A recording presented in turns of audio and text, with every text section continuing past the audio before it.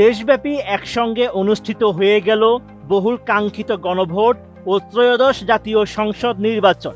উৎসবমুখর পরিবেশে 12ই ফেব্রুয়ারি সকাল 7:30 থেকে বিকেল 4:30 পর্যন্ত দেশের 299টি আসনে একটানা চলেছে ভোট গ্রহণ। এরই মধ্যে বিভিন্ন কেন্দ্র থেকে ভোট গণনা শেষে আসতে শুরু করেছে ফলাফল।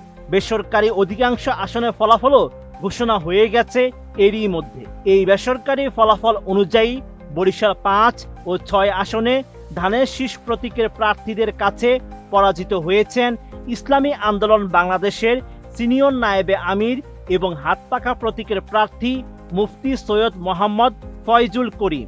2 আসনে নির্বাচনী প্রচারণার প্রতিদ্বন্দ্বিতার আভাস দিলেও শেষ পর্যন্ত বড় ব্যবধানে বিজয় নিশ্চিত করেন বিএনপি সমর্থিত প্রার্থীরা। নির্বাচন কার্যালয়ের তথ্য অনুযায়ী বরিশাল 5 আসনে বেসরকারিভাবে বিজয়ী হয়েছেন বিএনপি চেয়ারম্যানের উপদেষ্টা ও ধানের শীষের প্রার্থী মজিবুর রহমান সরোয়ার। প্রাপ্ত ফলাফল অনুযায়ী এই আসনে মজিবুর রহমান পেয়েছেন 1,31,431 ভোট। তার নিকটতম প্রতিদ্বন্দ্বী হাতপাখা প্রতীকের প্রার্থী মুফতি ফয়জুল করিম পেয়েছেন 93,528 ভোট।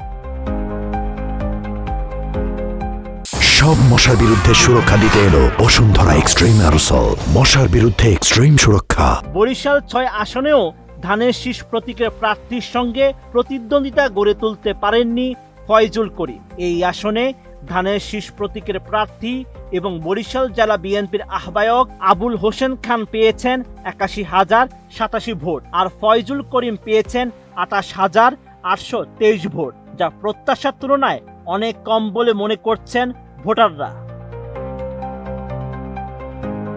রাজনৈতিক বিশ্লেষকরা বলছেন, বিএনপির শক্ত সংগঠন কাঠামো ও স্থানীয় গতিশীলতার কারণে হাতপাখা প্রতীক তার অবস্থান ধরে রাখতে ব্যর্থ হয়। ফলাফল ঘোষণার পর উভয় আসনেই ধানের শীষের পক্ষে নেতাকর্মীদের মাঝে উচ্ছ্বাস দেখা যায়। এই সময় নির্বাচনী পরিবেশ শান্ত ছিল বলে জানিয়েছে জেলা প্রশাসন।